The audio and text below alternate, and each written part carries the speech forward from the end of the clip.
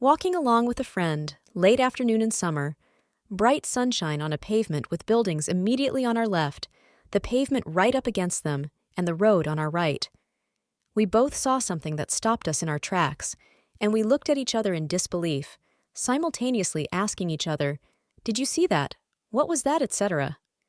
It lasted a second or less and was gone, so we talked about it as we walked on. But it immediately came out that we'd seen completely different things. We both saw something move very quickly along the base of the building in front of us, up the wall, and then disappear over the roof. But I could only describe it as being like a cardboard cutout of a big rat with a very long tail trailing behind it, completely black, seeming solid but two-dimensional, flat. She had seen a not well-defined, shiny, and bright silvery ball or blob take exactly the same path as my rat. She was pretty shaken by the experience, especially when she realized we'd experienced it very differently, to the point where she felt sick, as with the person in the scissor story. I didn't. I was equally mystified, but it didn't affect me negatively. I can't fully explain it, but I've always felt it was an example of how interpretive our experience is rather than something supernatural. We often make the mistake of thinking we experience the world directly and objectively.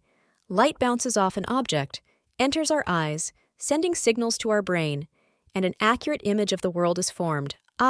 Seeing is believing. But that's not what happens. When those signals enter our brain, a more complex process happens when that input combines with our memories, knowledge, prior experiences, expectations, and who knows what else, to produce the result that we finally experience. So I think that we both saw the same thing, but interpreted and experienced it differently. But what it actually was, I have no idea. It could have been something perfectly simple and commonplace, like the shadow of a bird flying just above the rooftops, or the reflection of the sun from a window or mirror of a car as it passed. But if a shadow, why would she see it as bright and shiny? If a bright reflection, why would I see it as black?